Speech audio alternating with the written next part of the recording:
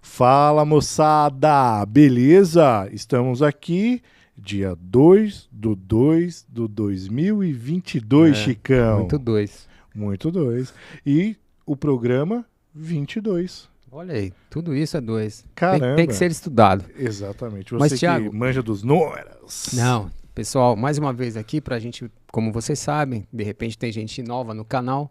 Vamos falar de carreira, de vida dentro desse mundo profissional.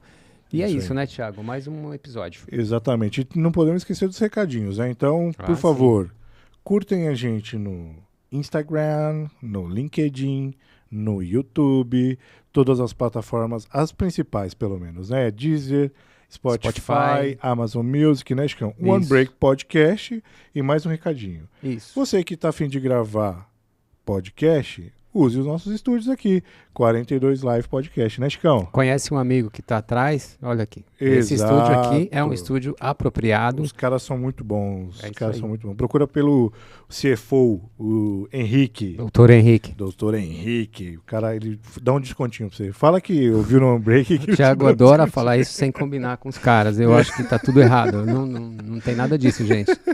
E qual que é o... E hoje, Chicão, quem está patrocinando o One Break hoje, Chicão?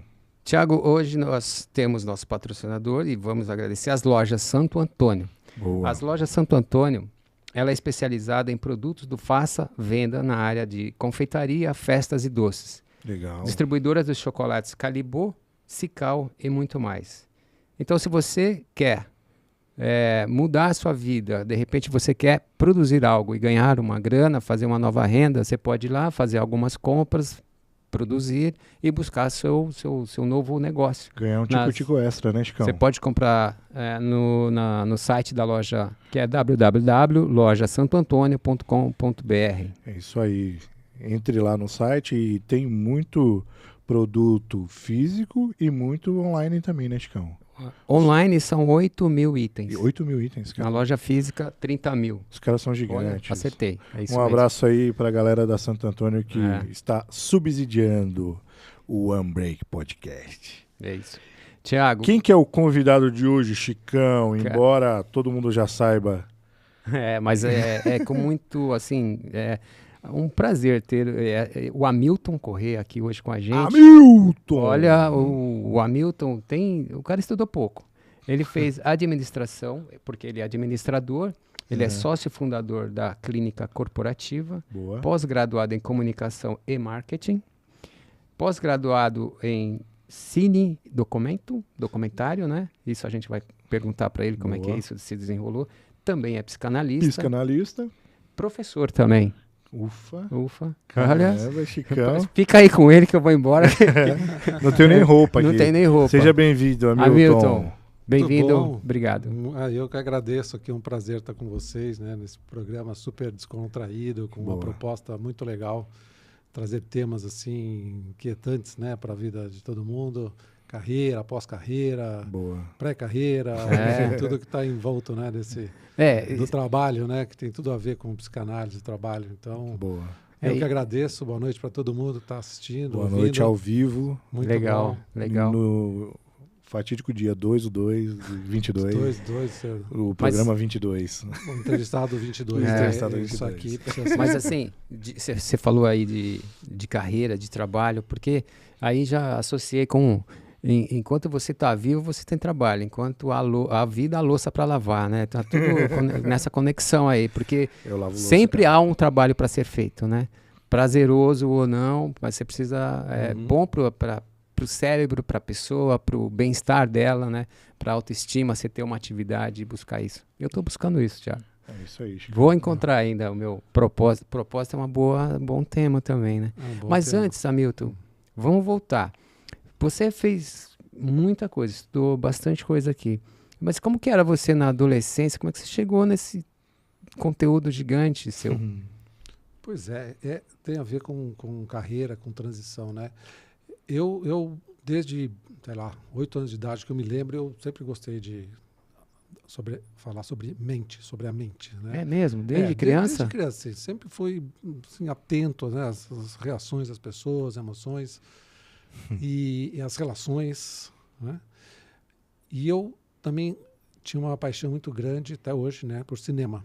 Uhum. Então, vamos dizer assim, eu tinha dois grandes anseios, cinema e psicologia. Né? Na época nem era psicanálise, era psicologia.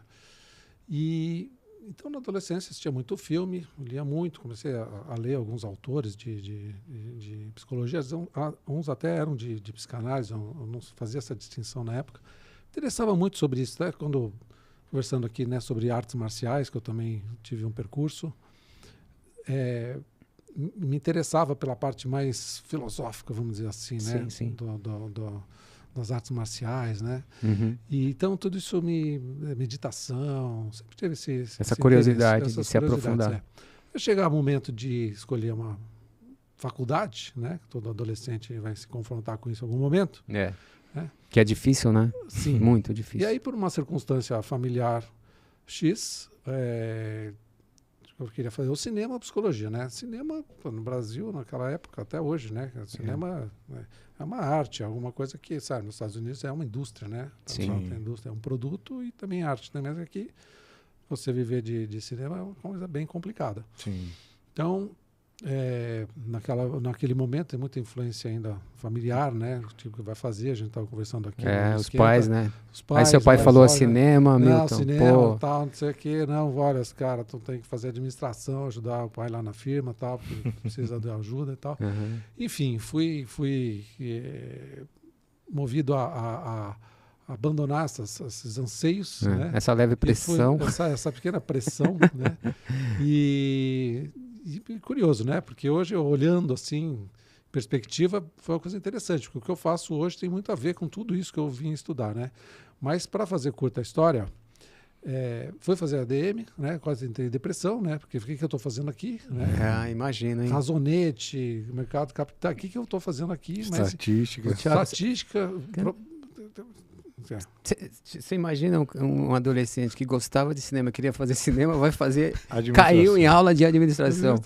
Não, e o pior, né, cara, que você entra, né, numa administração e pessoas ao redor todas estranhas, né, porque quando você tá no lugar errado, né, não é tua vibe. Sim. Todo mundo ali sério, muitos, né, encarando a vida financeira. Sim. E aí você é um cara que tava numa outra vibe. Tinha um amigo que fazia administração à noite, né, eu fazia no Mackenzie, e ele fazia, além disso, direito na PUC de manhã. Ele dormia na aula de direito que tinha de administração, né? Então, de fato, é um bicho estranho, né? Sim. Você estava ali. O que será que aconteceu com seu amigo? Eu fiquei curioso. Hein? Eu também. Eu não lembro nem o nome dele. Mas podia procurar no Facebook. Né? Ele virou um grande advogado ou. Não sabemos. Né? Não sabemos. Boa questão. Um grande administrador. Grande administrador. Enfim. E aí eu encarei aquela jornada, mas o que me salvou, vamos chamar assim, o que tinha na administração? Tinha aula de sociologia, psicologia 1, psicologia 2, sociologia 1. Então, fui me agarrando ali naquelas humanidades que apareciam por ali. Até aula de português tinha, né? No primeiro ano. Enfim, fui me apegando àquilo e fui dando conta das outras matérias. E até ia bem, estatística, essas coisas, não gostava, mas... Encarava bem. Encarava e mandava bem, me formei tranquilo, assim. Até era meio CDF, né? E muito, muito cedo, já no segundo ano, no primeiro ano da faculdade, lembra que eu fui fazer administração para ajudar o pai lá na firma, né? Eu comecei a trabalhar. Primeiro dia de aula, eu estudava à noite e eu já estava trabalhando com vendas, com seu pai lá, empresa, de representação comercial. Então tive uma vivência em vendas, equipe de vendas, de varejo, foi uma coisa bem saiu do mundo acadêmico e foi praticar mesmo. Vamos ver a administração, exatamente. Vamos fazer vendas. Uns amigos meus falavam no final da faculdade, falaram, pô, cara, acho que poucos caras que entendem o que é administração esse cara, porque ele trabalhou desde o início, né? E muitos só foram fazer estágio terceiro, quarto ano, né? E em banco, assim, na época era muito isso. E eu já tinha tido essa vivência. E aí por conta dessas outras matérias, né, de humanidades, e depois entrou marketing e tal, eu acabei descobrindo que tinha um negócio chamado marketing, que tinha a ver com criatividade, tinha a ver com criação, com pesquisa, com psicologia, comunicação. Então fui me agarrando a essas coisas e formei, depois fui fazer uma pós lá em marketing e tudo. E montei já no quarto ano da faculdade uma empresa junto com meu pai ainda na época, de treinamento, desenvolvimento, de vendas e tudo, que depois eu fui conduzindo para ser uma agência de comunicação. Olha. Uma empresa de marketing promocional, né? Comunicação dirigida, né? Comunicação below the line, né? Que o jargão publicitário chama. Depois acabei virando também uma agência de propaganda, né? Fiz isso por muitos anos, tive acordos operacionais com agências internacionais também, um grupo francês, um americano. Mas essa inquietação aí que está o ponto interessante, né? Essa frustração, aquela inquietação, aquela coisa de psicologia, que eu continuei estudando, continuei me interessar, filosofia, linguística, semiótica, e a comunicação te dava essa abertura, né? De você estudar essas coisas, design e tudo mais. Acabei me investigando, né? Fui fazer análise, né? Comecei com 20 anos, né? Então foram muitos anos, né? Que até a formação de um psicanalista passa, você faz a descoberta de ser psicanalista mesmo num percurso analítico de si mesmo, né? Não é uma coisa, não é uma profissão que você escolhe, vou ser psicanalista, vou monetizar. Hamilton, eu até aproveitar que você já chegou na psicanálise, em modos gerais, né? O que é um psicanalista? Qual que é o... não o que ele faz, o que ele precisa ter para ser, mas o que faz uma pessoa procurar um psicanalista, qual que é a função, em modos gerais, sem muito... Em modos gerais, a psicanálise pode ser definida de algumas maneiras. Na tua pergunta, uma psicoterapia psicanalítica. Tá? É um processo psicoterapêutico, né? Que você vai passar por um percurso com alguém que vai te escutar e vai tentar te escutar a partir do seu inconsciente, né? Daquilo que não está vivo na consciência e que faz força para ficar ali no recalque, né? E faz força para sair também. Então esse inconsciente se manifesta com atos falhos, sonhos, essas coisas. Então é um percurso, é uma conversa, né? Do analisante com o psicanalista.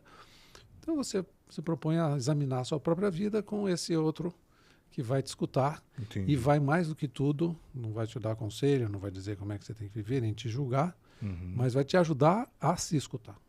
Então quando o cara está falando para alguém, ele está falando para alguém alguma coisa, esse alguém fala, isso que você falou, você usou essa palavra no lugar da outra. Então, de modo bem simples, né? Mas, em geral, aqui no Brasil, sei lá, vou falar Brasil, as pessoas têm um pouco de... Eu não vou receio? falar... acho que a palavra mais certa é essa, receio de fazer, né? Terapia, de buscar uma ajuda profissional, vergonha. Acho que a pessoa vai pensar, se eu for, o Thiago vai me achar... Maluco. Maluco que eu estou precisando. Na verdade, eu sou um pouco, mas, né? Mas é isso, no geral. As pessoas têm essa dificuldade, né? Até eu vou... É um tabu? Eu vou até mais além nessa questão. Porque, olha só, por exemplo, uma pessoa que assume um cargo de liderança pela primeira vez, ele vai encontrar uma situação que ele nunca teve antes, né? Ele foi muito bem no que ele desenvolveu, ele ganhou uma promoção, ele chegou num novo patamar da vida dele, num novo nível, que ele vai ter pessoas abaixo para gerenciar, para cuidar. E ele não vai bem. Ele tem uma certa dificuldade de relacionamento, de comunicação, né?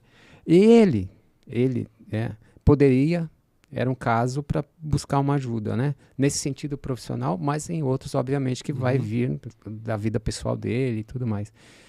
É uma indicação, né? Buscar ajuda, né? Mas talvez... Olha como eu tô me alongando. Não, pelo amor de Deus. O cara fica com Tamo medo... ao vivo, Chicão. O cara fica com medo de se mostrar uma fraqueza, né? Porque como é que ele vai falar para alguém, assim, da empresa que eu vou ter que buscar ajuda porque eu tô num cargo de liderança pela primeira vez? Não vai. Mas deveria, certo? Então, eu acho que esse tabu que o Thiago falou também, eu acho que isso está caindo por terra. Sim, tá? A pandemia prestou um serviço, se é que a gente pode dizer assim, para acabar com esse tabu. O lado bom da pandemia, o lado, um efeito colateral positivo, porque dado o sofrimento que se impôs, né, para os profissionais, para as empresas, para os familiares, questão do trabalho ficou muito evidente. Então, isso entrou na pauta hoje das empresas, questão da saúde mental, isso entrou forte, né?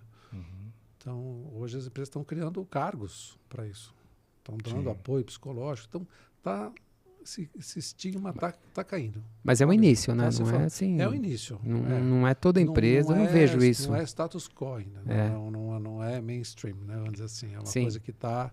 Mas esse assunto, empresas grandes, Johnson & Johnson, várias aí que eu vi, várias lives, os caras criando coisas internacionais. Sim. Porque de apoio. O que aconteceu? Humanizou. O que nunca era para ter sido desumanizado, né? As relações profissionais, como se o sujeito, na hora que ele se pega um crachá, ele se torna um robô, se torna alguém inumano. Não tem problemas pessoais. Não tem problemas pessoais e não tem. Esses dois mundos estão interconectados. Então, o sujeito que está depois a gente pode até postar talvez um videozinho que tem da clínica corporativa que mostra exatamente essas relações. Né? A gente mostra que a matriz das relações profissionais é a matriz das relações familiares, nossas relações fundantes. Então tem todo um paralelo entre, né, relação com o pai, relação com o chefe, relação com o par, que é a relação com o irmão, inveja, essas coisas, e com o filho também, subordinação, medo, enfim. Então, isso está totalmente interconectado. Hamilton, agora uma pergunta. Você acredita, por todos os seus anos de estudo, esse tabu que a gente, né, vem quebrando, ele existe por quê? Por vergonha, por mostrar fragilidade? Porque eu percebo e converso muito sobre isso, e você está correto, né? Eu falando que você está correto, mas eu percebo também que a pandemia quebrou esses paradigmas, mas eu gostaria de entender o porquê do tabu, né? Por que a gente tem esse tabu? Vergonha? Então, não sei se mostra fraqueza. Por que isso, cara? Acho que a gente tem... Se é que isso é explicável, né? Não, é difícil, sim. Dar uma explicação genérica, sim, mas a gente pode imaginar que assim, é uma sociedade que foi se pensando assim como algo que tem a ver com a produção, com a produtividade, com a excelência, com a performance. Né? As redes sociais também cultuam muito isso, na aparência do sucesso, numa carreira linear, bem-sucedida e tudo mais. Então, quando você fala de qualquer aspecto, psicologia, psiquiatria, psicanálise, associa-se a isso à doença mental. Né? Então, não se tem um entendimento disso, né? De que isso é uma vulnerabilidade, faz parte do humano. Ser humano. Né? E por isso que a pandemia botou todo mundo de joelhos, tá certo? Por um bichinho, que nem bichinho né? Então mostrou assim a tecnologia, as riquezas, a medicina, tudo no estado de avanço que estava, ficou absolutamente de joelhos. Uma situação, claro que num tempo recorde, se conseguiu as vacinas e tudo mais, mas é algo que você não tem esse estigma, né? Então fala assim, não, se eu me mostrar vulnerável, se eu for um psicólogo, então eu vou passar recibo de que eu tenho alguma doença mental, que eu sou perigoso, que eu sou fraco. Eu não posso ser líder, eu sou fraco. É o exemplo que eu dei, né? Do cara que assume uma liderança e está com uma dificuldade. Ele, acabei de ser promovido, vão achar que eu não vou dar conta, não vou servir para execução. Por outro lado, eu tenho muitos amigos que fazem terapia e super normal, super tranquilo. Super normal. Falam... normal todo mundo é. Não, da mesma maneira que muitos escondem, né? Não, eu não vou me vulnerabilizar aqui, eu não vou falar, não vou me expor. Eu vou tem esconder do Thiago que eu faço. Exato. E tem muita gente que faz e fala, não, eu vou pra terapia hoje, não vai dar. Talvez, assim? Então acho que são talvez um dos efeitos da própria terapia. Tá? Né? Então, no primeiro momento, talvez o sujeito vai meio low profile, meio quieto e tal, porque quando você também está num processo analítico, psicoterápico, se você sai falando também, o pessoal começa a dar palpite, não sei o que, isso acaba pode ajudar, mas pode também atrapalhar um pouco o né? processo. Né? Então, às vezes o cara vai meio quieto, Sim. mas na medida que ele vai, né, se examinando, vai tirando esses estigmas, e outra, o que faz o sujeito ir não é uma indicação. Né? Às vezes o cara vai, tá com pânico, tá com alguma coisa assim, consegue sair da cama e tal, porque ele vai direto num psiquiatra, né? Vai num médico. Às vezes nem um psiquiatra, vai num médico e fala, tô com isso. Às vezes o médico indica para um psiquiatra, às vezes ele próprio medica. Mas isso não trabalha a subjetividade daquele problema. Né? Então, para a psicanálise, uma doença é um sintoma, Sim. muitas vezes tem origem psíquica. Né? Então, você pode tomar o remédio vai aplacar ali momentaneamente ou até definitivamente uma dor, mas também vai, às vezes, cortar assim, um pouco da subjetividade, um pouco das outras energias que você precisa para produzir, para estar no mundo. Né? Então, é muito bom o uso combinado. Né? Em casos graves, você associa a abordagem psiquiátrica com a psicoterápica. Né? Isso é uma indicação bem importante.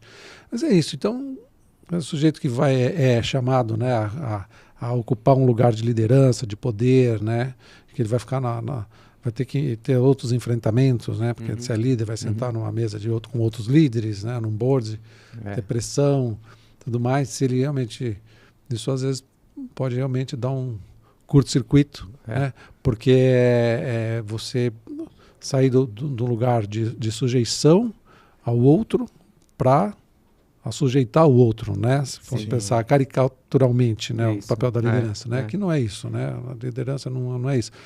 Mas o sujeito pode entrar num curto-circuito de pensar, eu tenho que ocupar aqui um lugar agora, não mais de filho, mas de pai, vamos pensar assim, né? Não que seja isso liderança, né? Longe de ser isso. Sim, mas ainda existe, né? Sabe, mas como figura a fundo, assim, de você pensar nas estruturas, né, de constituição, que você, né, na família, né, você é filho primeiro, então você é pai, é mãe, você obedece, você cria o processo depois de se autonomizar, de virar, depois você vai ser pai. E às vezes até esse percurso de virar pai, ou virar mãe também é uma coisa que às vezes joga o sujeito num território novo, né? E que pode dar alguns tilts, né? Agora talvez não joga, né? Porque ninguém foi pai antes de ser, né? Então não dá para saber, não tem curso para isso. Não tem curso. E aí você, só para complementar, Tiagão, aí você comenta muito isso, assim, que eu pude entender. As relações que a gente, ou os atos que nós cometemos, tem muito a ver com essa relação de família lá atrás, de relações com pai, mãe, irmãos, essa coisa toda. A gente, sem saber o que está fazendo, né, comete essas coisas, é isso? E tem relação com o lado de trás. Total. A gente fala que assim, a abordagem que a gente tem, né, na psicanálise com as empresas é trabalhar com a alta liderança, né? É sempre por ali que a gente começa, para o principal executivo, né, o acionista, o CEO, é ali que a gente começa a conversa, né? Porque ele trabalha com transformações cruciais dentro das organizações, seja qual ela for, né? É transformação crucial que precisa de uma transformação das pessoas, em alguma medida, para dar conta daquilo. Então, você pode dar um exemplo, assim, para ficar mais claro, assim? Sim. Você vai até um CEO, por exemplo. Então, por exemplo, às vezes a empresa está num momento de crise, de dilema, de vamos por aqui, vamos por ali, ou está numa expansão, né? Uma expansão para onde vai, sabe? Está crescendo muito rápido, como é que desenvolve as equipes e tudo mais. O poder sempre foi circunscrito, foi sempre aqueles poucos líderes, e a empresa está crescendo, precisa aumentar a estrutura de liderança, porque os caras não vão dar mais conta. Tá? Então, por exemplo, pode ser até uma empresa familiar, mas não necessariamente. Eu falo que o slogan da clínica é todas as empresas são familiares, né? Porque todas têm né? No fundo tem isso. Então, por exemplo, esse crescimento muito acelerado, sem estrutura. Tá? Então, vamos supor que tenham 3 sócios, tá? 3 sócios, e não tem uma diretoria, tem gerentes, né? Então você precisa agora, tem várias lojas, uma rede, por exemplo, de alguma coisa, a gente não consegue mais, né, sair para ver as lojas, tem que pôr mais gente, tem que começar a criar uma estrutura de liderança. E aí? Aí você vai ter que confiar, você vai ter que desenvolver essas pessoas, você vai ter que trabalhar com a ideia dos outros, né? Então suas premissas vão ter que ser questionadas. Tá? E aí você ser questionado num lugar que, mas eu fiz a empresa ficar desse tamanho sem vocês, como é que é agora? Então que basicamente assim, ó, Muito paradigma, né? E mais ou menos assim, o que fez você chegar a esse tamanho, a essa potência, não é o que vai fazer você chegar a próximo. Exato. Sim. Né? Essas premissas não estão vigorando mais, né? Sem falar a quantidade de incertezas que tem hoje no mundo contexto. Você foi muito bom, importante até aqui, né? Sim. Agora precisamos renovar, precisamos abrir a cabeça. É interessante porque a gente já teve uma parceria aqui também, a Cris, a nossa coach que veio aqui, e ela falou muito disso, de que as empresas contratavam ela para até chegar num cara que não tinha um viés de liderança muito grande, e para trabalhar isso na parte de coach e tudo mais. Eu imagino que você deve ter a mesma procura para tratar até situações comportamentais, né? Que imagina, um cara que é excelente traz números para a empresa, a gente não pode desligá-lo, nem quer, né? Só que tem alguns pequenos ajustes, comportamento, né? Total, né? Assim. Então, tem uma diferença aí, né? Porque quando você fala do comportamento, então você tem toda uma corrente da psicologia também, cognitiva, comportamental, que endereça muito isso, né? Que é muito importante, muito interessante, o coach acho super válido e importante. Mas o que a gente aborda aí é o seguinte, como, por exemplo, nesse caso aí, sei lá, estou lá trabalhando com um CEO de uma empresa e então ele identifica que tem lá um diretor, uma alta liderança problemática. Entrega muito, mas, destrói a equipe, não sei o quê. Né? Então, a qualquer custo, né? Então, aí a gente não trabalha isso assim pontualmente, sabe? Então, vamos lá consertar o cara. Não. Entendi. Não rola isso. Então, primeiro, assim, como é que é a relação desse líder com esse outro líder? Desse CEO com esse cara? Como é que são as conversas sobre este comportamento? Isso tem aderência cultural? Isso tem a ver com a cultura da empresa? Por que a empresa permite isso? Ou como é que se dá a conversa sobre esse mal-estar? Então, a gente fala assim, é toda uma implicação que você coloca nas pessoas que se queixam. Né? Então, você traga uma queixa, a gente vai com a demanda, né? Quais são suas queixas? Então, a gente começa assim, conversando com o CEO, com o dirigente, com o proprietário, quais são os desafios, né, do seu negócio nos próximos tempos ou atualmente, e o que está insatisfatório, que não está dando conta desses desafios, está te gerando insegurança em relação a conseguir superar esses desafios, superar esse problema. E a gente aí começa a perceber uma série de obstáculos que existem nas relações, nas conversas, né? Entre isso que você deseja, os outros não estão alinhados com o que você deseja, você não conversa sobre isso. E aí, às vezes, você busca o quê? Um atalho, traz alguém de fora para falar, conserta ali, dá um treinamento, faz uma coisa. Tudo isso é muito importante. Então, o que a gente trabalha é isso. Então, muitas vezes não, necessariamente um trabalho com a empresa começa com o principal dirigente, e a gente pode ficar 1 ano só conversando com ele. Só com ele. Porque cara, é um trabalho assim que vocês fazem na clínica que é muito bom, né? Porque eu tenho um recado, rapidinho. Quem quiser mandar perguntas pro nosso colega Hamilton, manda as perguntas que no finalzinho a gente separa umas 2, 3 para você. Claro, é uma delícia. Eu tinha esquecido disso. Muito bom. Desculpa. Vou tentar lembrar. Não, porque a gente sempre, nas empresas, a gente falava assim, o problema da empresa é a comunicação. Comunicação é ruim, tem ruído, isso e aquilo. Assim, expandido como um todo, né?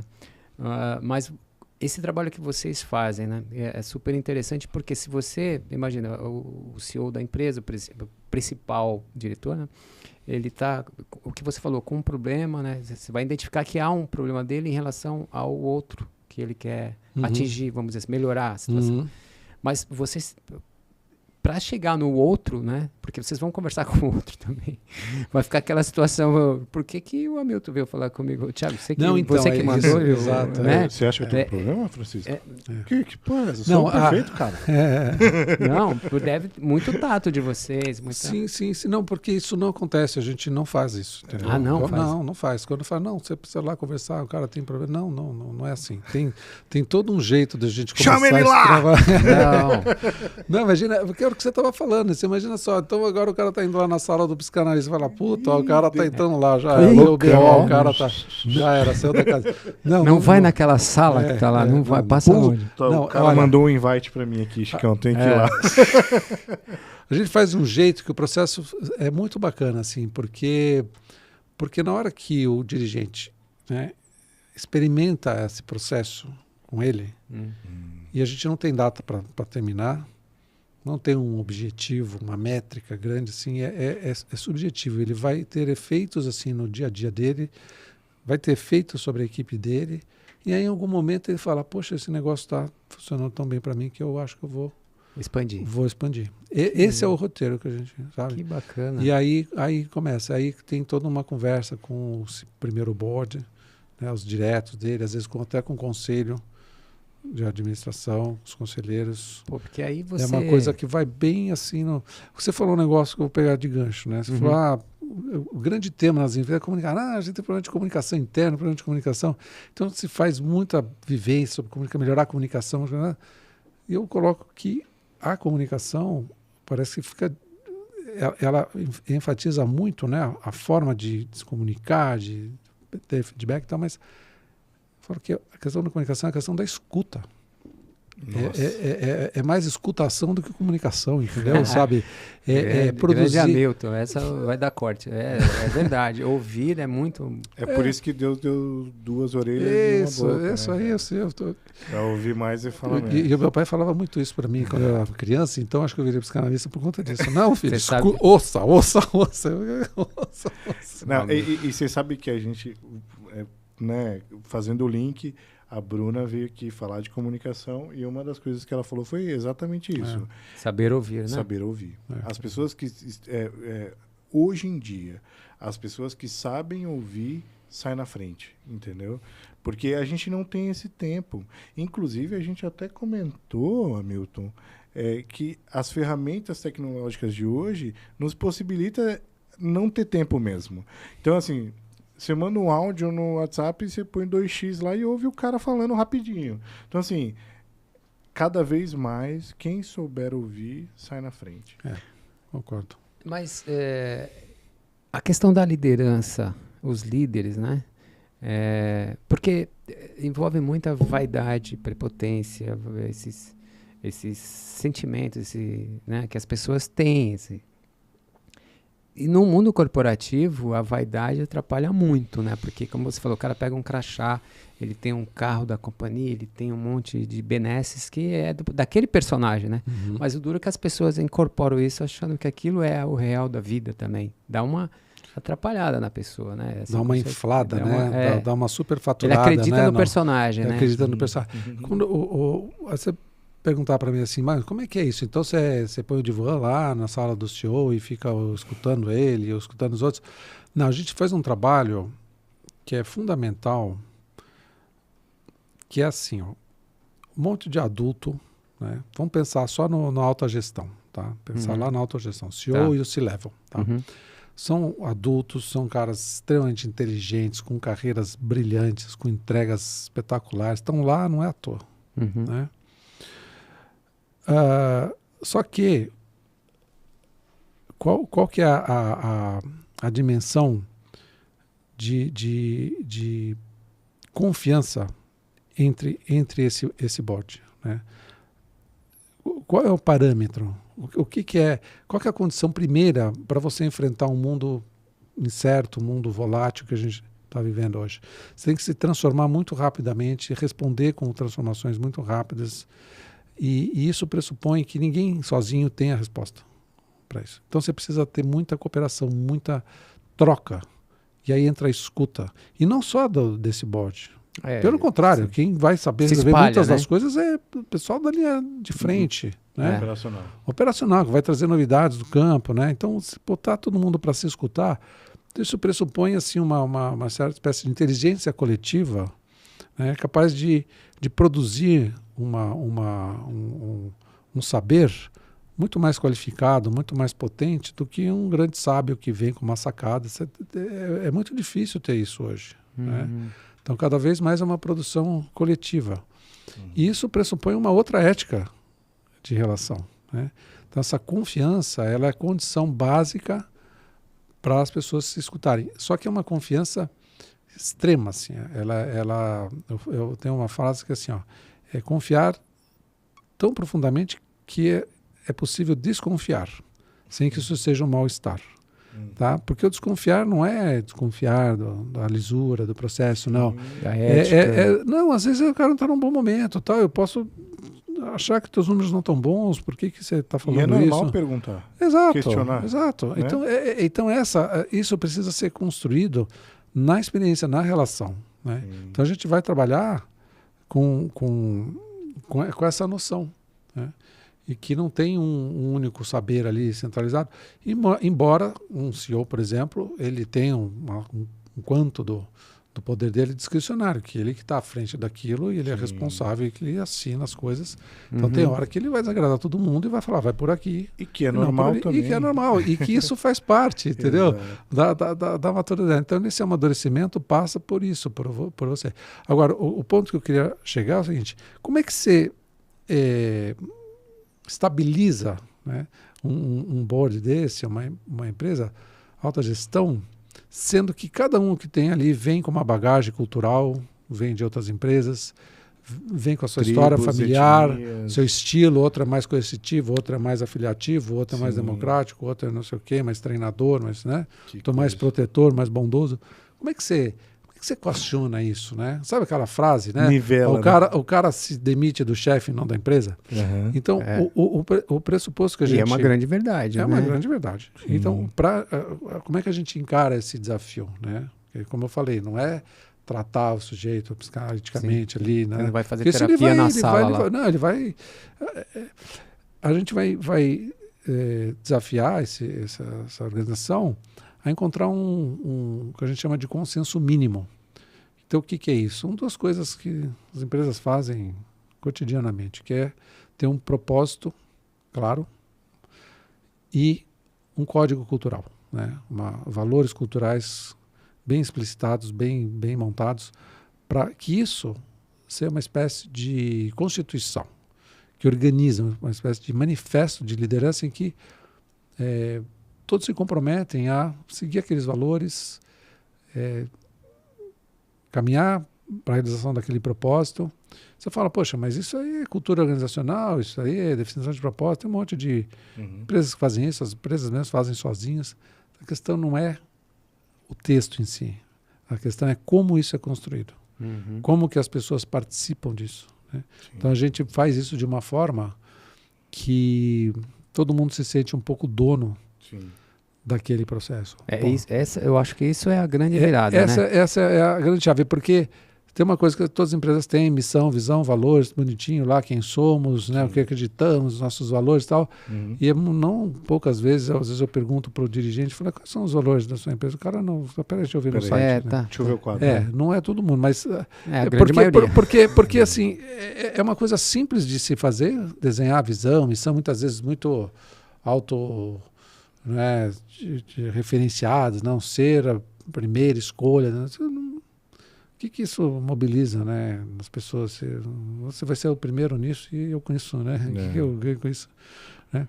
Então, assim, e o que está ajudando muito a naturalizar mais isso que eu estou falando, não é uma propriedade da clínica corporativa fazer isso, mas eu acho que a gente tem um jeito de fazer com esse viés, né, com essa orientação psicanalítica, que eu acho que está muito receptivo, assim, às novas gerações.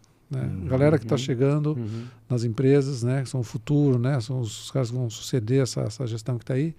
Esses caras tem essa visão, sabe? Às vezes um pouco idealizada, um pouco às vezes ingênua também, de vamos mudar o mundo e tal.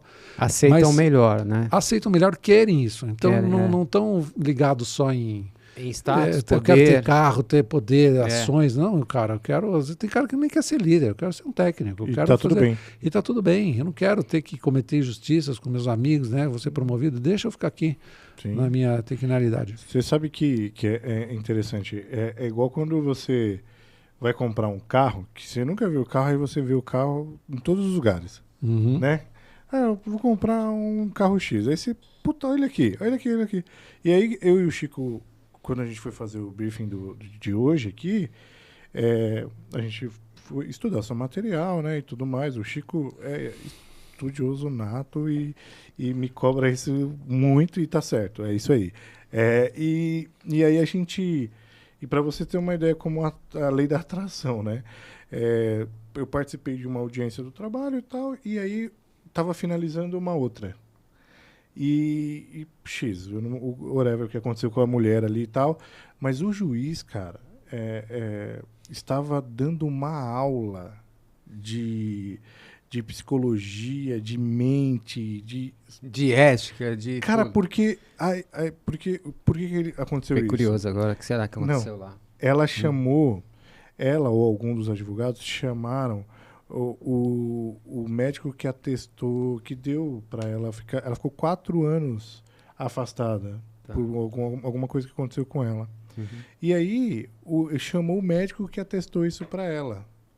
E aí o médico pouco falou, cara. Só o juiz que falou, que começou a falar. E ele falou, não, no finalzinho, eu gosto muito da mente humana. Eu tento entender, eu estudo há muitos anos. E por isso que eu sou mais um curioso e tal. E aí, na hora, eu falei, cara, a conexão é muito, né, você cara? Quer associar... Eu quero associar não só...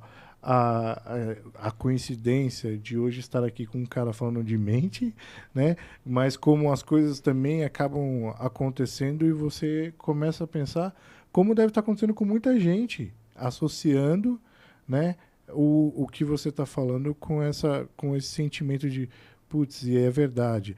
E quando você fala de que a comunicação, maturidade, que as pessoas têm que ter para encarar esses problemas.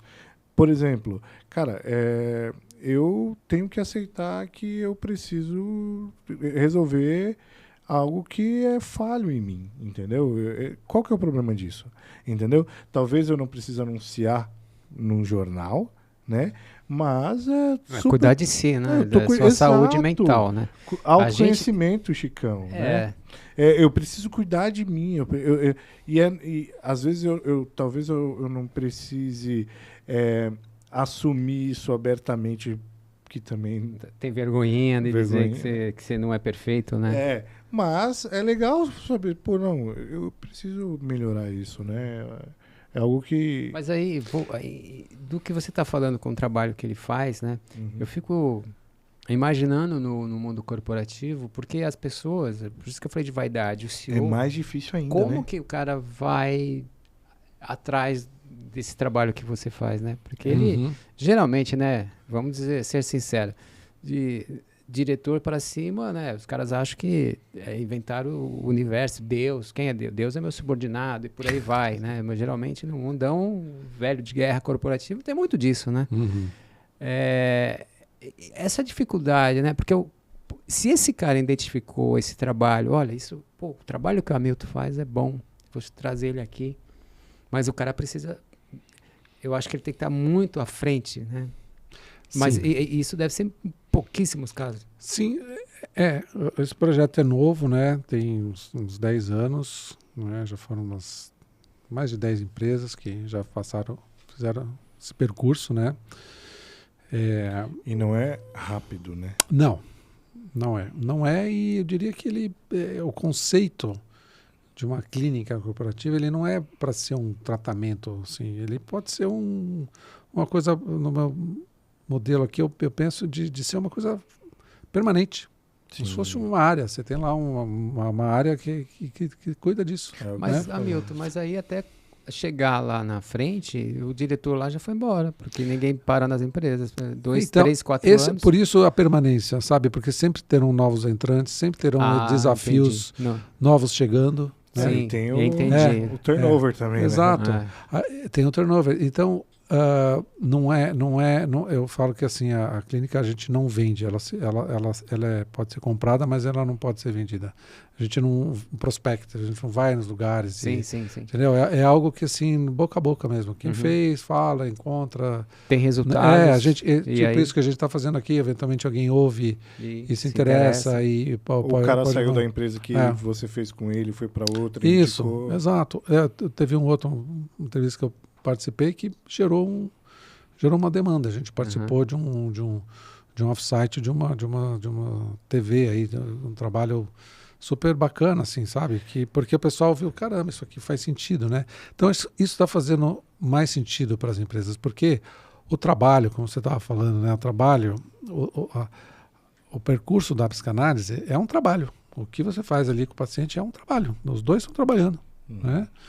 E o Freud, é um clássico essa frase do Freud, né? Que eu tenho lá até no site, que Freud fala que um sujeito psicicamente saudável é alguém apto a amar e trabalhar.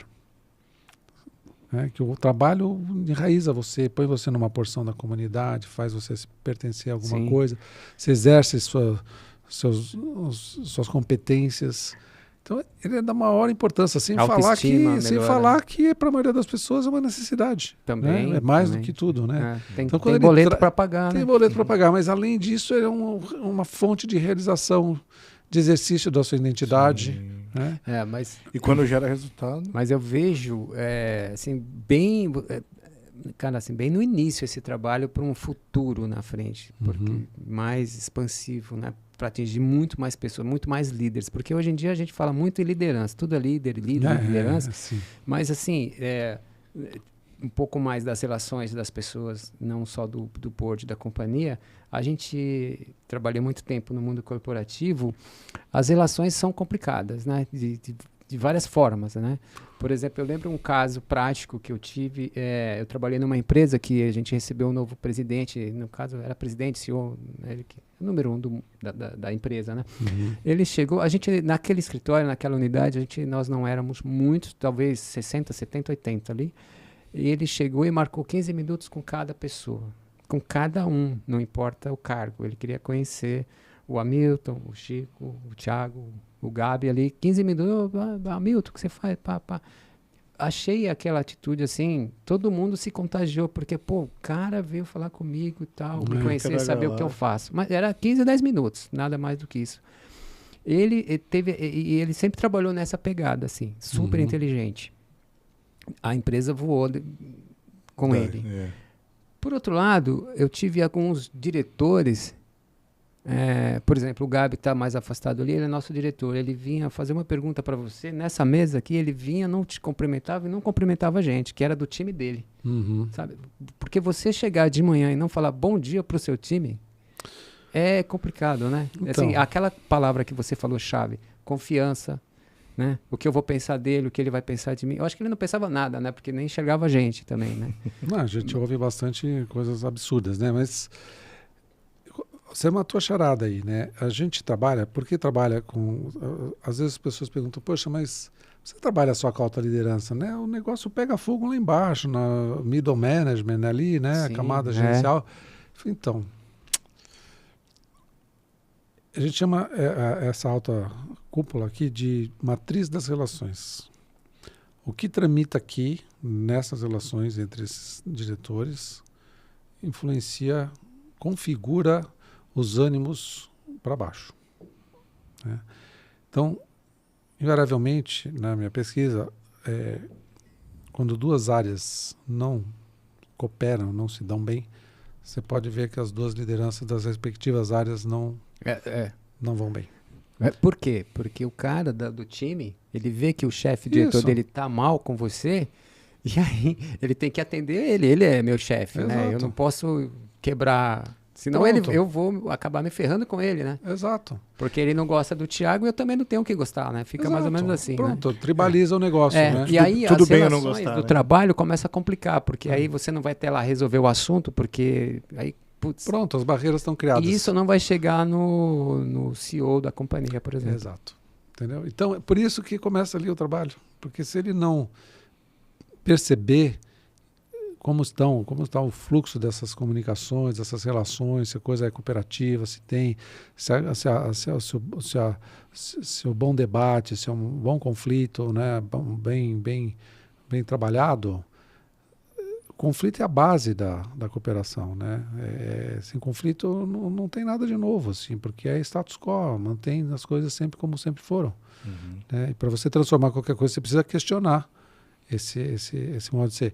Então eu falo assim, a relação entre os diretores, como é que ela se dá, né? O diretor com o CEO com o conselho, como a coisa funciona aqui, ela vai espelhar para baixo. Então a gente trabalha com as relações da alta cúpula com os seus diretos, né? Que seriam os gerentes, middle manager, né? Porque o que acontecer aqui é como o cara vai reproduzir para baixo. Sim. Claramente. Né? Por isso que precisa de uma cultura serzida ali a muitas mãos, com todos esses líderes, representantes de todas as camadas de liderança, para isso poder virar uma cultura real, né? De cooperação e de confiança. E a gente fala que os líderes... Nosso foco são as lideranças, né? A gente nomeou por uma felicidade, né? O português foi um insight, assim, que os líderes são o ego, né? Porque tem uma má interpretação que se faz do ego como algo negativo, né? Tem um problema de ego. Não, você não tem problema de ego. Sem ego você não era nada. Você ego significa eu, né? Então o eu, né, que a gente vira depois de ser investido pelos pais, pelo olhar, pelo tal, você vira um eu, porque antes você não é nada, você é um pedaço de carne, né, que aos poucos vai recebendo ali um investimento, né, de amor, de olhar, de linguagem e tal, e você começa então a ter uma noção do eu, que vem pelo olhar do outro. Então o ego é essa central, é o gestor, né? Media o superego e o id, né? As pulsões mais loucas. Então é aquela instância gestora. Então a gente fala que o ego. E o ego da empresa são as 3 camadas de lideranças que a gente nomeia, né? As estratégicas, alta cúpula, as gerenciais, e as lideranças operacionais, né? Coordenadores, supervisores, esses cargos. E você vê que as 3 formam a palavra ego, né? Estratégicas, gerenciais e operacionais. Então a gente tem toda uma modelagem, né? De como trabalhar isso. Que danadinho, meu amigo. Deu certinho, né? Deu certinho. Uma pergunta.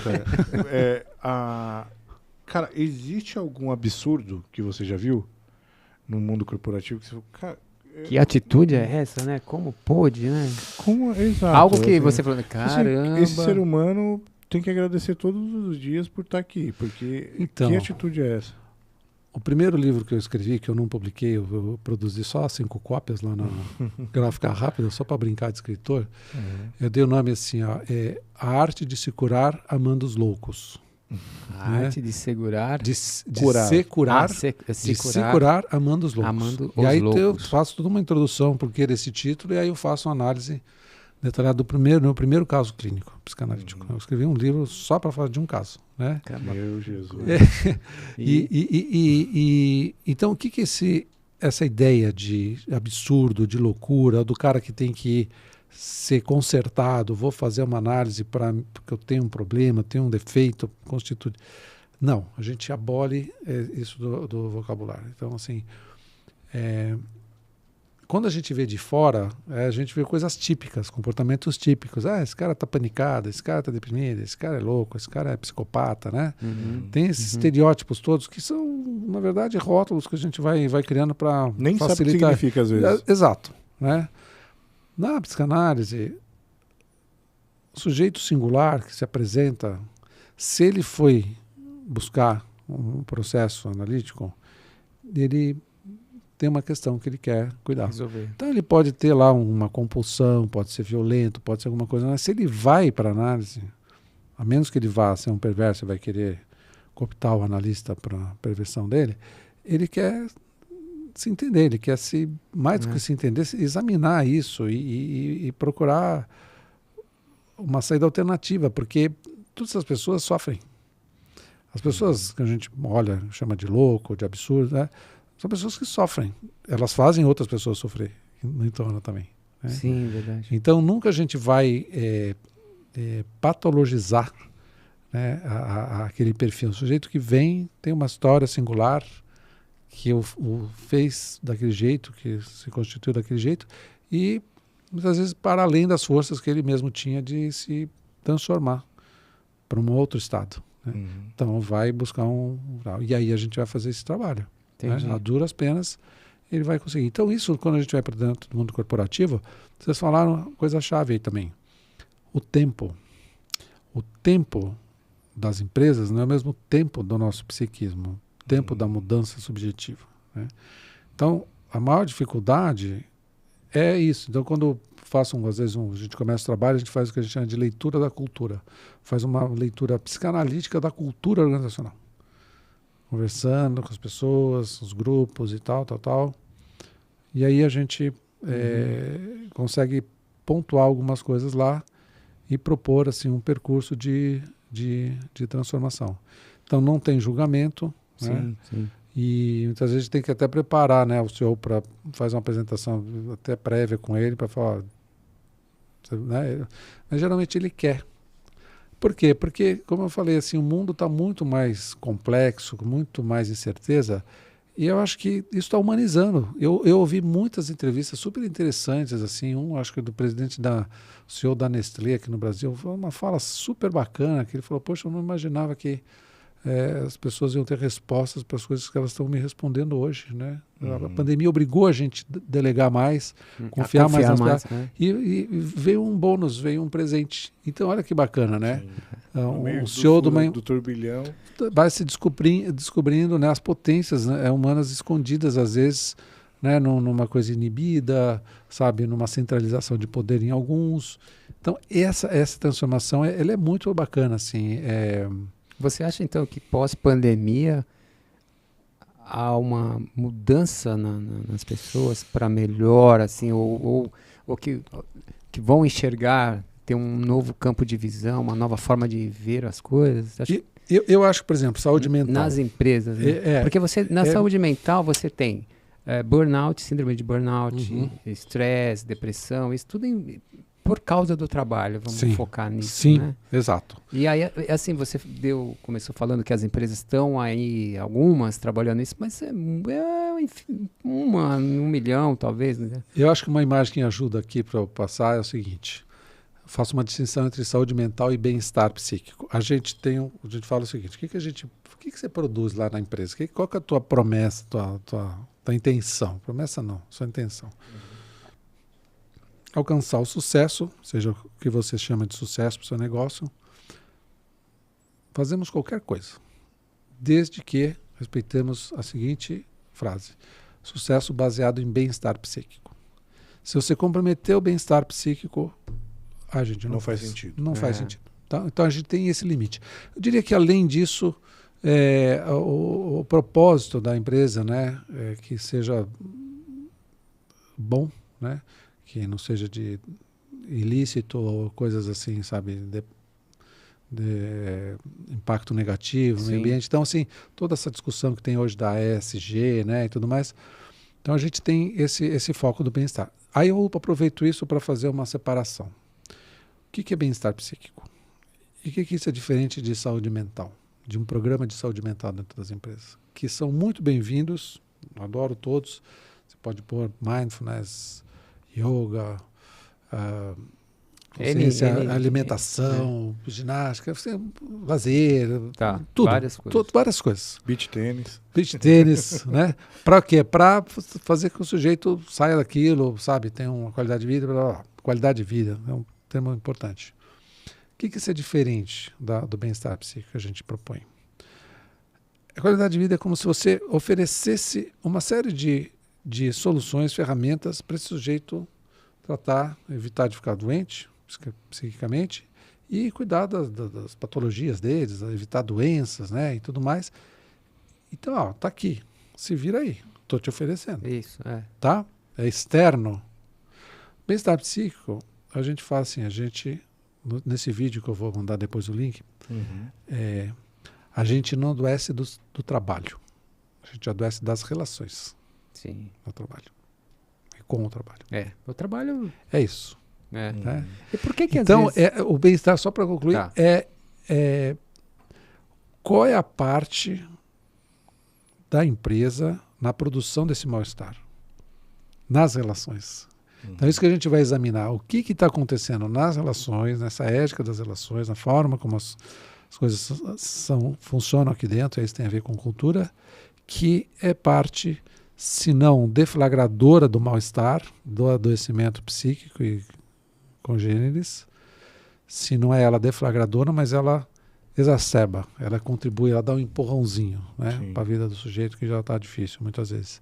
Então é isso que a gente faz. Então o bem-estar psíquico é o que está ao alcance da empresa, dela não ser uma causa de precipitação do mal-estar ou um agravamento. Que aí é a responsabilidade das lideranças. É isso que eu ia falar agora. É isso. O papel do líder é isso. É por isso que é com eles que a gente trabalha. Então eu falo, cultura é liderança. O que é cultura? Cultura é liderança. O que é liderança? É cultura. Então, assim, não existe assim, a nossa cultura, porque aqui as pessoas são assim. Eu falo, não são, cara. Deixa eu falar com as lideranças. Vamos ver. Mas a gente está muito... Estamos ruim de liderança, hein? Boa nesse mundão corporativo, viu? Há exceções, obviamente. Tem muita né? coisa. Eu vou te falar, eu não falo as empresas que a gente faz o trabalho, porque são questões óbvias, né?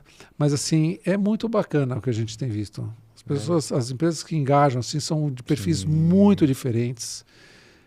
Cara, os resultados são muito interessantes. Eu muito vi, interessantes. por exemplo, o presidente de companhia na pandemia, né, abrindo lá todo mundo online, toda a empresa, tipo aquelas reuniões mensais, alguma coisa passar tudo, o cara começa a reunião direto, já fala nem oi, tudo bom, como é que vocês estão?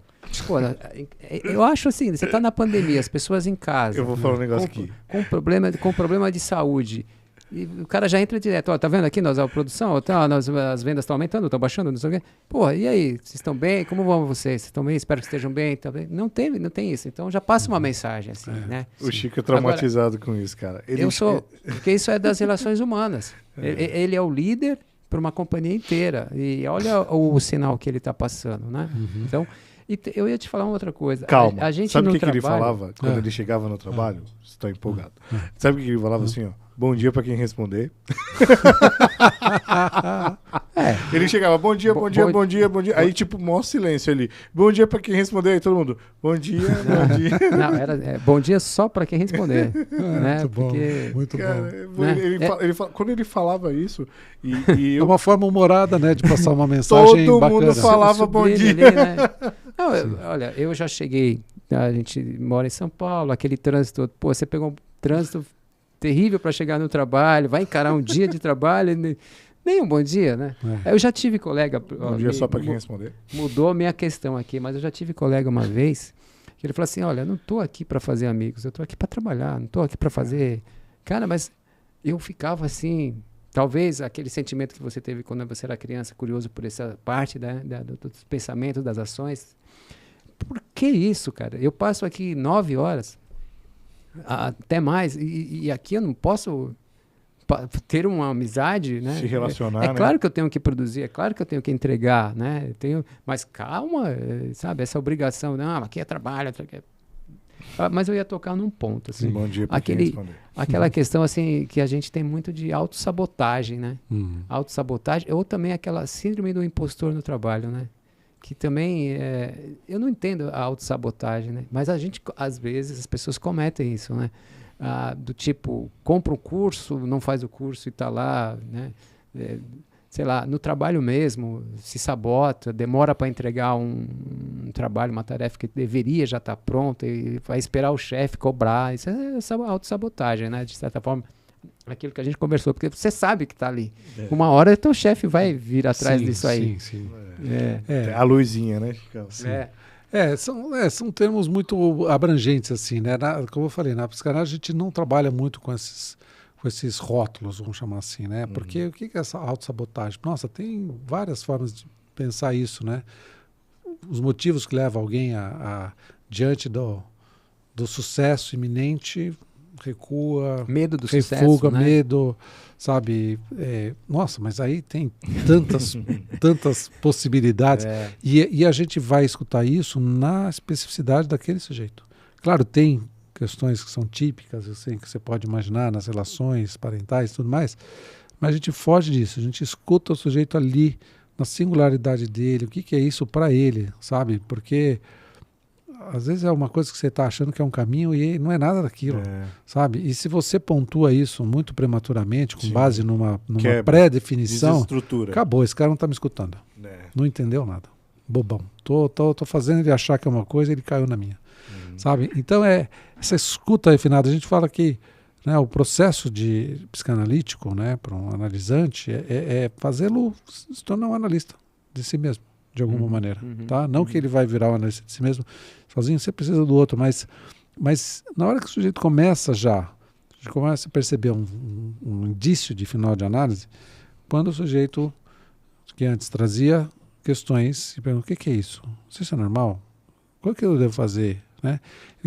Ele traz a questão, ele mesmo faz a hipótese, ele mesmo se interroga, ele mesmo dá risada da coisa que ele falou e às vezes levanta e vai embora e nem dá tchau. Porque já está. Então você já tem ali um indício de que está se apropriando, né, dessa responsabilidade pelo próprio inconsciente dele, né, daquilo que é falho, né? Então a gente vai sempre evitar essa ideia porque todos, né, temos a ambivalência. A gente é bom e é mal. A gente tem, né, a gente não é só uma coisa, a gente é as duas, né? Isso é da Constituição, tem todo um porquê, né? Hamilton, eu ia te perguntar, eu estava esperando o melhor momento para te perguntar, tem algum momento que você não está psicanalizando? Que você desliga e fala assim, não, cara, eu vim, sei lá. Tipo, agora ele está analisando a gente? Não, eu tenho a sensação, eu ia falar desde a hora que ele sentou, e aí eu fiquei, que hora que eu vou perguntar isso, aí essa pergunta sumiu algumas vezes na minha cabeça e voltou agora. Eu posso te falar, é difícil, cara. É difícil. É difícil porque eu acho que é um modo de viver, um modo de olhar o mundo, um modo de olhar para si, né? Então é muito difícil, cara. A gente está o tempo todo, claro que não com rigor, nas amizades, nada disso, mas é inevitável. É inevitável. Senão ninguém vai mais na casa dele. Eu tenho um caso inevitável. Eu tenho um caso muito engraçado. Um amigo meu, ele trabalhava no McDonald's. Alô, McDonald's, patrocina nós. E ele, na época de faculdade, o Tom, grandíssimo amigo meu. E aí, que a gente ia no Mac no normal, cara, ele abria e ficava, os caras colocaram um pouco picles, não sei o quê, mas esse hambúrguer não tá bem passado. Ele abria o lanche e fazia análise do lanche. Eu imagino que controle de qualidade total. Então eu imagino que você, obviamente, não com tanto afinco em alguns momentos, mas deve ficar processando o tempo inteiro, cara. Sim ou não, Hamilton? Sim, já disse sim. Não dá para fugir disso. É difícil, né? Com a minha mulher também é psicanalista, né? Então você imagina eu imagino a treta. Não, dá empate técnico, né? Entendeu? Imagina a treta. É um barato. E a gente acaba se divertindo também, porque uma dos indícios, assim, vamos chamar, de um progresso, de um... Vou usar só para rotular, tá? Uma cura, né, do sujeito, né, do seu sofrimento, passa muito por a ideia de você não se levar tanto a sério. Começar a poder rir dos seus sintomas, entendeu? Aí é bom, essa leveza que você vai ter, aí a gente tem que... Todo o trabalho, sabe qual que é? Combater o narcisismo. Sabe? Que é fundamental, é o que nos constitui, a gente precisa ser narcisado, é assim que a gente se constitui. mas uma hora que a gente se confunde com o personagem, aí é um problema, entendeu? É um problema. Então, na hora que você começa a ver que você também não é grande coisa, que você faz coisas boas, coisas grandes, mas do subtroço. Você tá aí, entendeu? Tá aí na vida, né? Tentando fazer tem que levar a vida mais leve, né, cara? Então, Senão... é complicado, porque tem todo a sociedade está meio organizada, né, para produtividade, para excelência, competitividade. Então, eu acho que tem muitas contraforças aí hoje atuando para relativizar isso, como eu estava falando das novas gerações, sabe? A moçada vem com outra cabeça, sabe? Meu filho, 18 anos, tá?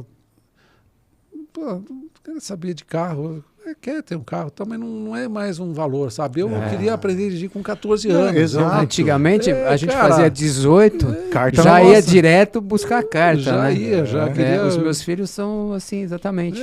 Ninguém quer carro mais. É uma transformação gigante, assim, mas ainda está convivendo. Assim, a gente sempre vai ter choques geracionais.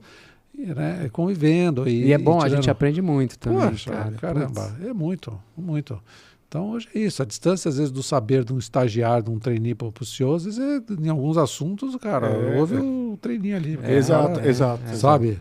Tipo, né, o brinco, né, que você fala, o CEO chama o cara da TI porque está com problema no computador, o CEO vai mostrar, vai mexer. Não, pô, mano, não põe a mão aí que você vai estragar, entendeu? Pô, cara, como assim que o trainee fala assim com o CEO? Essa é um outro... tem muita coisa bacana. Eu sou muito... eu vou dizer ambivalente, né? Muito otimista por um lado e muito pessimista por outro, mas eu acho que o lado otimista vence, né? Na minha batalha interna, porque eu vejo assim, onde a gente consegue fazer esses trabalhos, e fora isso, meu consultório, né? Eu atendo muitos executivos, altos empresários e tudo mais, e aí é trabalho puro ali da psicanálise e tal. E vejo bastante esperança, bastante coisa bacana. Para não perder surgindo. O fio, Hamilton, qual que é o nome da clínica? A minha? Isso. Chama Clínica Corporativa. Clínica Corporativa. E tem alguma rede social, alguma coisa? Que tem Instagram, tudo. E tem o site, né? Clínica Corporativa.com.br. Tem um blog também, blog da Clínica Corporativa também. Sim, mas a gente é bem low profile, assim, nas redes, mas tem lá esse vídeo que eu falei. Né? Depois você manda o link pra gente colocar na descrição do vídeo. Hamilton, vamos para algumas perguntinhas? Bora. Vamos fazer poucas. Vamos lá. Algumas análises. Selena pergunta: qual a maior dificuldade que você encontra nas empresas para aplicar o seu trabalho? Resistência no sentido que é muito análogo do que acontece no consultório. Então, às vezes o cara até entendeu a proposta, quer fazer, mas na medida que o processo a gente chama de processo, chama processo clínica corporativa. É um processo, não é um programa, não é a consultoria é um processo. Não é um projeto? Não é um projeto, é um processo, é processual. E então, muitas vezes, durante o percurso, uma certa tendência a negar, a projetar, jogar no outro a questão. Então, essa é a maior dificuldade. Uma outra dificuldade de ordem bem prática é encaixar isso em algum lugar dentro da empresa, né? Porque depois, o que é isso? É uma consultoria? Não. É um treinamento? Não. É uma psicanálise? Não, também.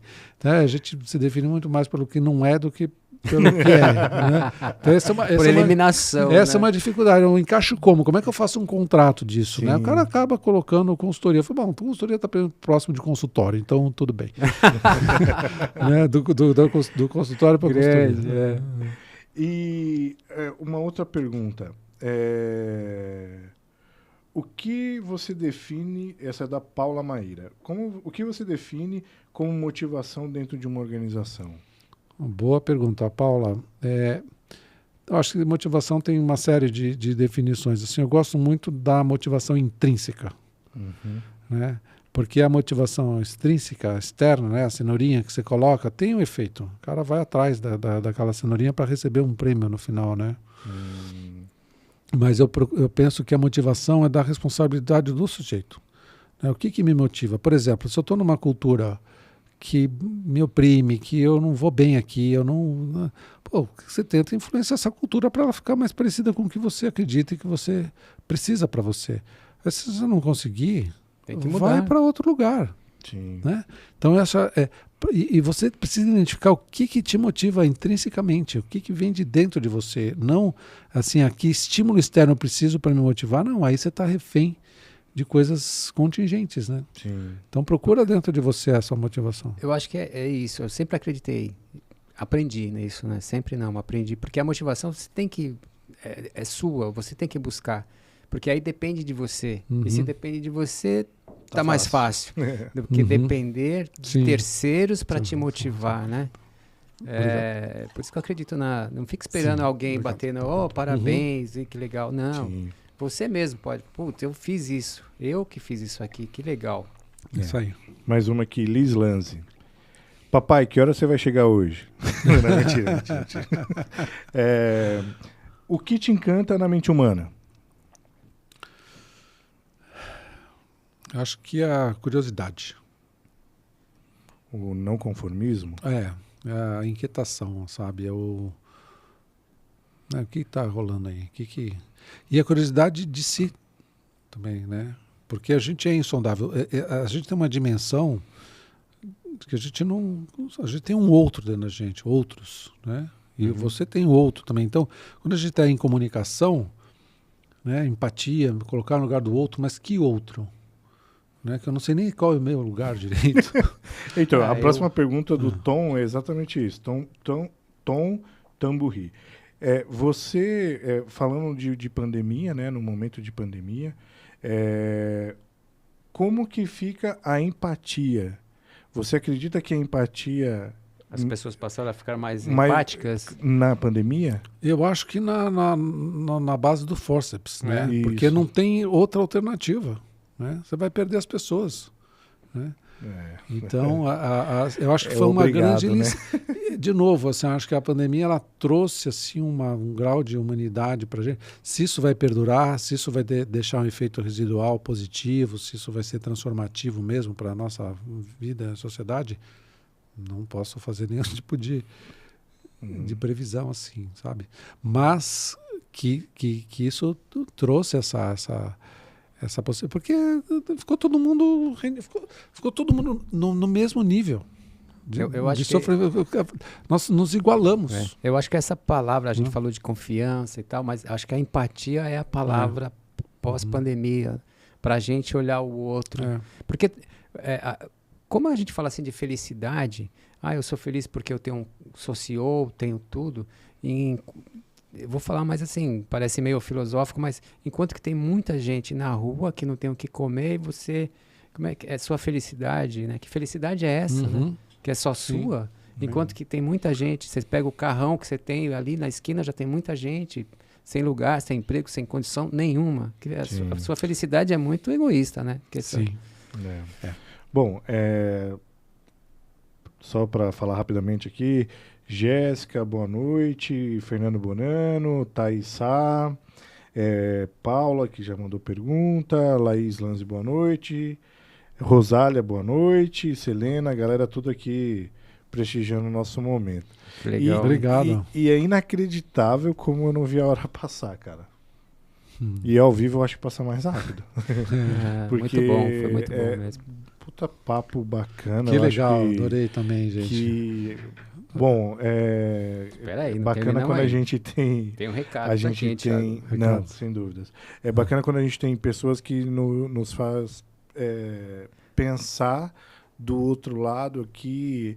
E é uma das coisas que eu sempre repito aqui, Hamilton. Que felicidade que a gente... encontrou... Na verdade, essa ideia que o Thiago que trouxe aqui, que eu aceitei logo de cara... Primeira vez em 15 anos. A gente descobriu uma forma de aprender com as pessoas disfarçadamente. Disfarçadamente, sabe? exato. Não só nós, como os nossos amigos aí também. Porque não, é inacreditável, cara. É um papo que é o nosso propósito, levar interesse para as pessoas, que as pessoas se inspirem e nesse momento, assim, em casa ou no carro, no trânsito, onde você estiver, possa ouvir e vai aprender como nós aprendemos. Cara, Fazemos é amigos inacreditável. aqui. Não, Eu acho uma delícia. E no dia 2/2/22, você o 22º programa, foram 22 pessoas diferentes que, por mais que a gente teve um relacionamento fora dessa sala, Algumas. cara, quando a gente chega aqui, senta e bate um papo, a gente descobre coisas incríveis, entendeu?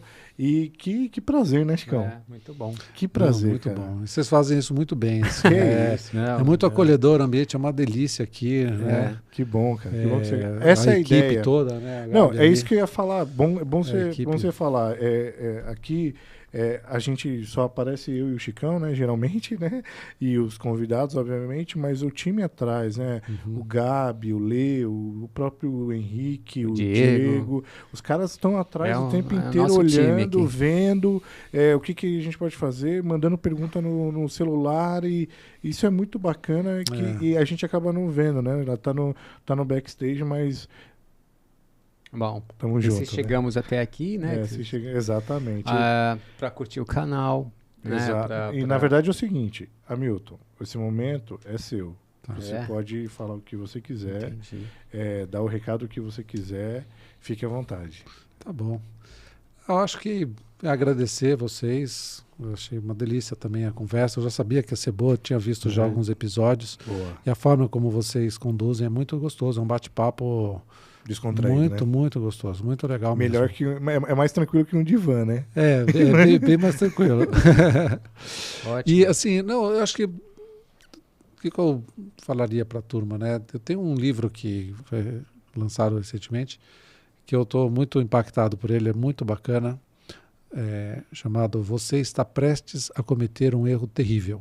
Jesus. É só colocar isso no Tá. Google, você vai achar o livro, o autor é Olivier Sibony, francês, e ele fala sobre, ele é coautor do último livro com Daniel Kahneman, que chama Ruído, né? O Kahneman, que escreveu Rápido e Devagar, fala sobre erros de julgamento e tal, e o Sibony fala sobre os vieses cognitivos. E é uma leitura saborosíssima e fala muito, tem muito ponto de contato com o que a gente acredita e faz. E ele reconhece lá que o viés é um fenômeno inconsciente, mas ele não entra no mérito de como trabalhar o inconsciente, que é o que a gente faz. Mas eu tenho indicado muito essa... Porque ele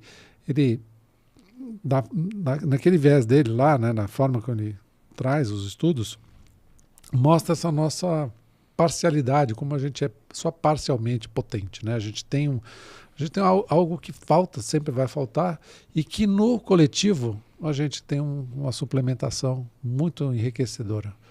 Então é o que a gente está falando, né? O coletivo, o que pode salvar a gente é a aposta no coletivo. E aproveitar a sua deixa, e assim, pessoal, eleição vem aí, grupo da família, né?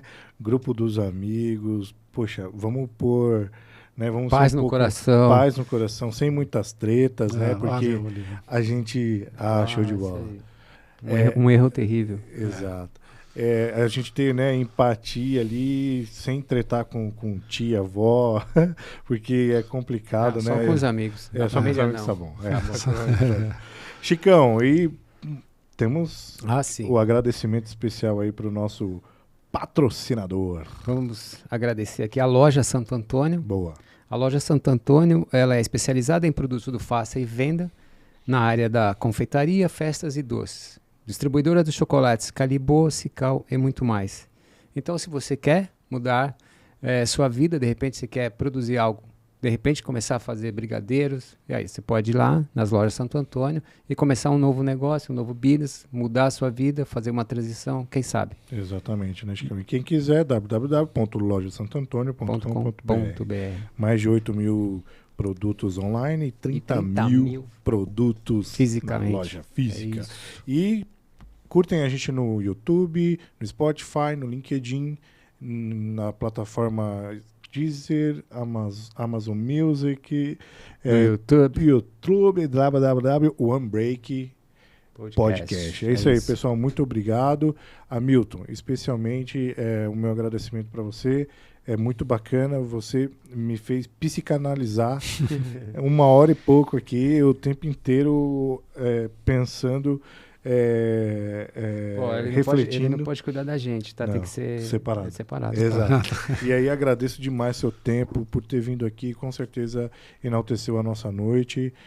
Foi uma grata surpresa tê-lo aqui hoje com a gente. Eu que agradeço. Obrigado.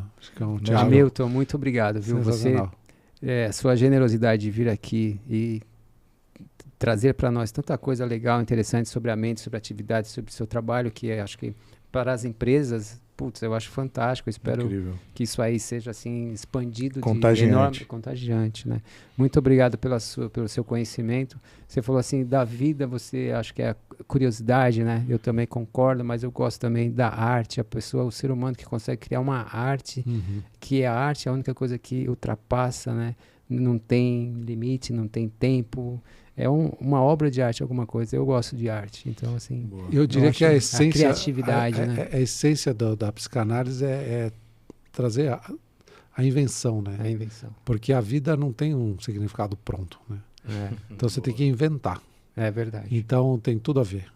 Legal. Mais poesia e menos porradaria. Isso. Obrigado. Muito bom. E a gente encerra assim. Pessoal de casa, muito obrigado. Que acompanhou aqui no YouTube. A gente está muito feliz aí. E vida que segue. Valeu. Um Tchau. Tchau.